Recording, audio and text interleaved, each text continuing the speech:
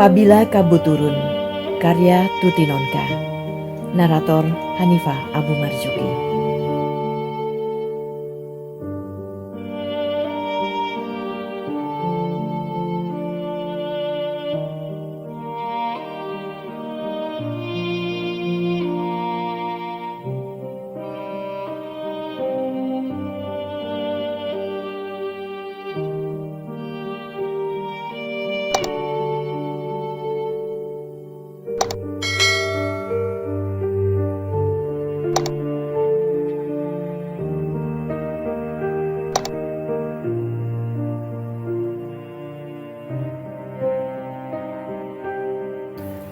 Keheningan yang mengurung kamar itu terasa begitu mencekam, begitu menyakitkan. Dalam sepi yang memanjang itu, detak jam yang tak berirama terdengar seperti hentakan sepatu Lars pada lembar-lembar hati yang lembut, menggali luka dan kekecewaan yang dalam di dada. Eddie menatap plafon di atasnya dan menemukan 1000 senyum mengejek tergantung di sana. Dia benci. Dia marah melihat senyum yang mengejek itu. Diturunkannya pandang matanya pada ujung tempat tidur mereka yang berukir halus. Tapi di situ pun senyum mengejek itu dijumpainya. Bahkan tatapan sinis yang penuh tuduhan. Oh, bukan hanya istrinya saja yang kecewa dan mengejeknya. Bahkan benda-benda mati itu juga. Semua menudingnya, menyodorkan kenyataan betapa kerdilnya dia sebagai seorang pria, betapa tak berarti dan betapa mengecewakan dia sebagai seorang suami. Dulu, desah nafas Nani adalah lagu merdu bagi Eddie, adalah lambang keperkasaannya, adalah angin yang melambungkan ke puncak awan bahagia. Tetapi sekarang, desah itu lebih menyerupai berdesingnya 1000 pisau yang terarah ke dadanya. Lebih menyerupai hentakan yang mengguncang dadanya. Maafkan aku, Nan. Suara Eddie terdengar getir dan berat. Dan sebenarnya lah, hatinya teramat getir mengucapkan kalimat itu untuk kesekian kalinya. Ya, untuk kesekian kalinya. Nani tidak menjawab. Ditariknya selimutnya sampai ke leher dan pelan-pelan memiringkan badannya membelakangi Eddie. Eddie menatapnya tanpa berkata-kata. Dia bisa merasakan sakit dan kecewa yang menghempas di dada Nani. Tapi sakit dan kecewa yang menghempas dadanya sendiri jauh berlipat dari yang dirasakan istrinya. Mau rasanya Eddie mendekap Nani dan membelai rambut hitam yang bertebaran di atas bantal itu, tapi dia sadar itu tidak akan menyenangkan hati Nani, hanya akan menambah kekecewaannya saja. Tidak cukup hanya dengan kata-kata saja, tidak cukup. Nan, panggil Eddie pelan. Sudahlah Mas Ed, lain kali saja kita perbaiki. Aku harus istirahat. Aku tidak ingin kelihatan letih pada kongres besok. Sahut Nani datar tanpa menoleh. Wajah Eddie menegang mendengar kata-kata Nani yang diucapkan dengan pelan dan dingin itu. Kongres, rapat kerja, menghadiri seminar dengan ahli-ahli bedah jantung di seluruh dunia. Itulah. Rasa bersalah yang tadi memukul-mukul dadanya, sekarang berubah menjadi sakit hati dan kebencian yang membakar. Mau rasanya dia membalikkan tubuh Nani, mengguncang bahunya dan berteriak bahwa dia benci dengan semua itu. Bahwa kongres, seminar, konferensi di luar negeri itu adalah nenek penyihir yang selalu tersenyum sinis dan siap mencabik-cabik dirinya. Tapi dia tidak berhak untuk marah dan menyesali Nani. Tidak beradab bila dia menghalangi karir istrinya demi dirinya. Dia sendirilah yang harus dimarahi dan disesali. Sakit yang menggigit hati Edi memaksanya untuk bangkit, memakai pijamannya dan keluar kamar. Nani mendengar juga langkah kaki suaminya yang meninggalkan tempat tidur dan membuka pintu. Tapi pelupuk matanya terlalu berat untuk dibuka, apalagi menoleh dan memanggil Edi supaya kembali. Edi menghidupkan lampu baca di kamar kerjanya dan menjatuhkan tubuhnya di atas kursi. Matanya tertumbuk pada kertas-kertas ulangan anak didiknya yang masih berserakan di atas meja. Belum selesai dikoreksinya. Kertas-kertas ulangan rencana pelajaran besok pagi, setumpuk buku-buku pelajaran sejarah untuk SMA, itulah yang digelutinya tiap hari. Sementara di dalam rak yang hampir menutupi seluruh dinding kamar itu, berderet buku-buku tebal tentang bedah jantung yang ditulis dalam bahasa Indonesia, Inggris maupun Jerman, semuanya milik Nani.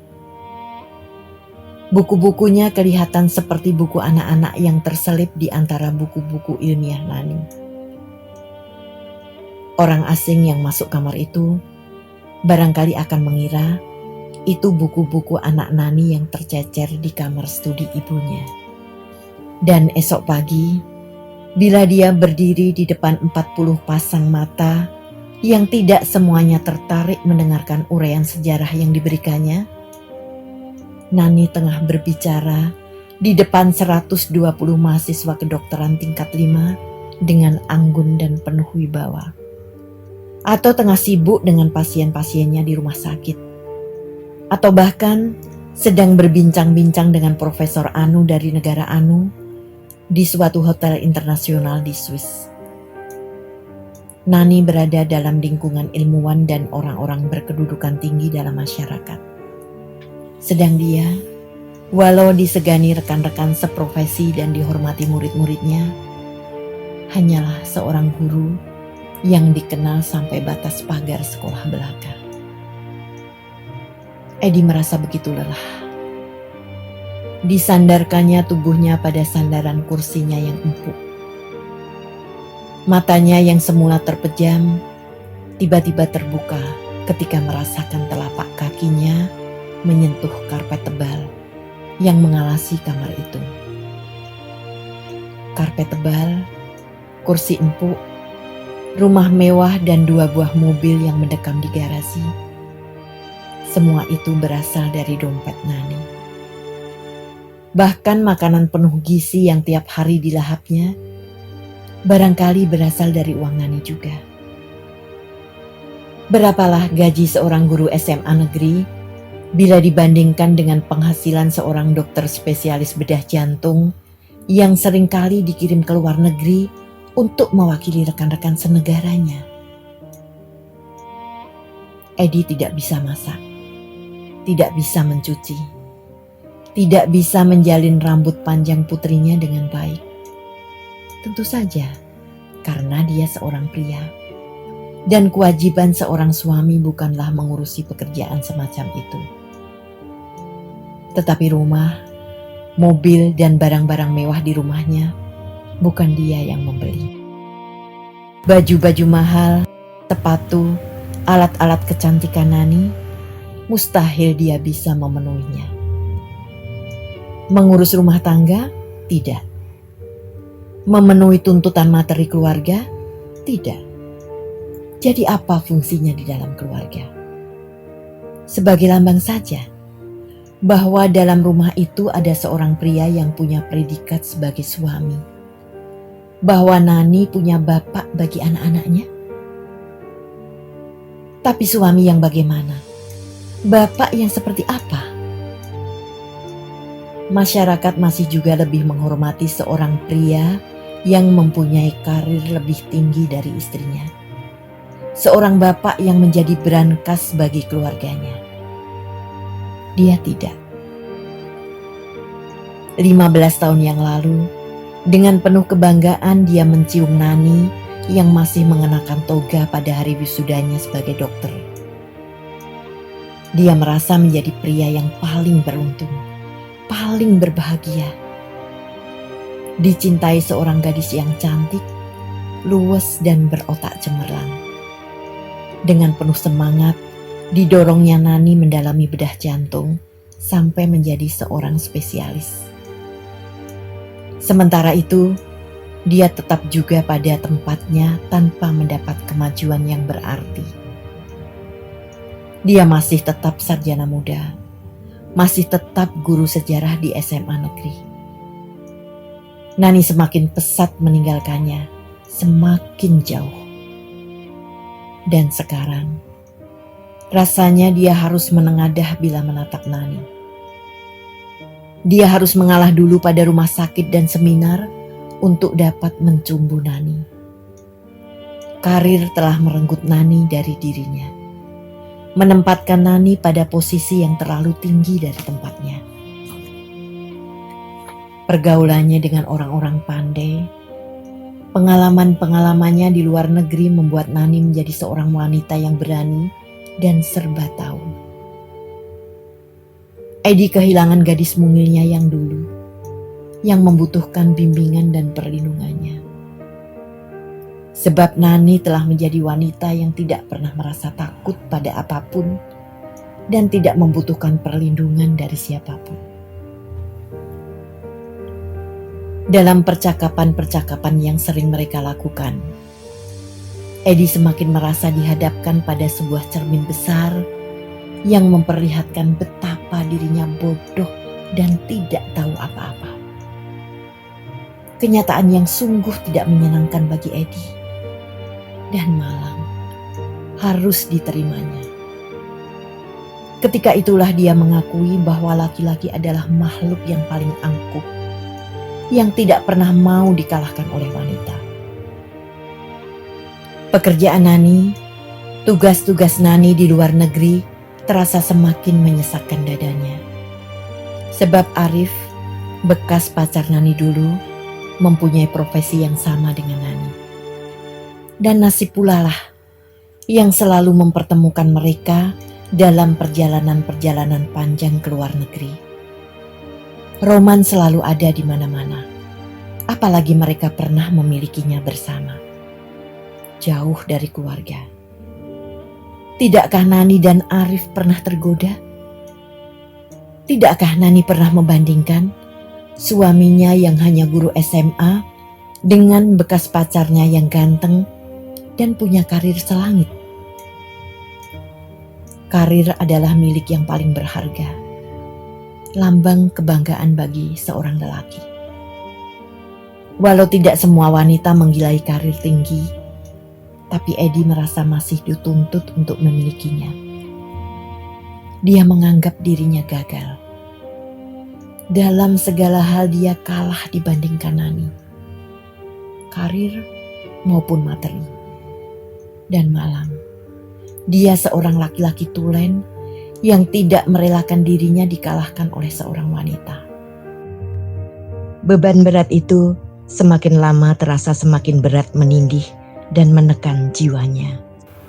Sekarang, tekanan jiwa yang berat itu telah menyebabkan dia harus menelan satu kekalahan lagi.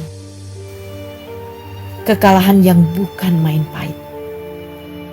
Kekalahan yang memporak-porandakan dirinya sebagai seorang laki-laki.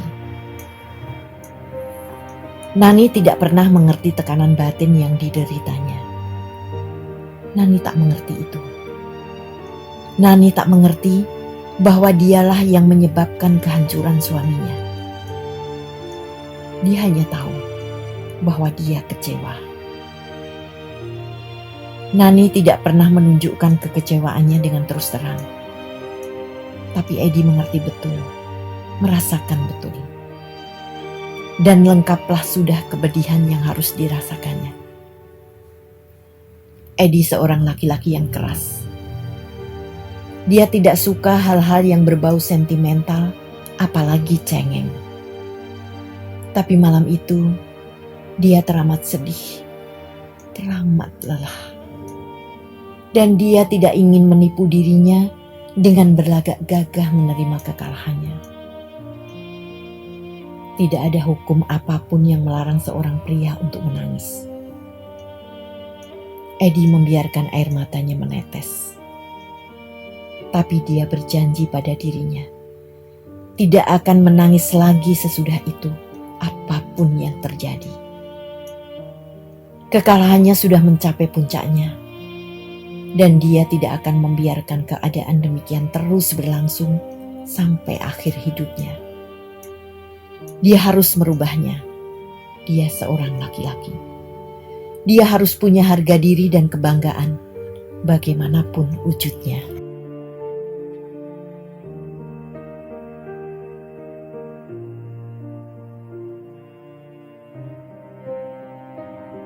Terima kasih telah menikmati cerita ini. Jangan lupa tekan tombol subscribe, like, and share.